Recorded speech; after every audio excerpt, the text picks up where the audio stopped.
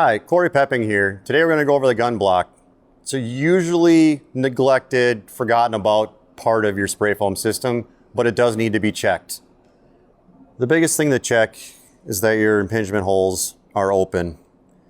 I see guys all the time, they'll swap guns, they take a gun off, they go grab another one, throw her on. Well, if you have buildup in here, you're going to restrict your flow. It doesn't matter how new a hose you have, doesn't matter if you have a brand new rebuild, if this is restricted right here, it's going to affect how your gun sprays.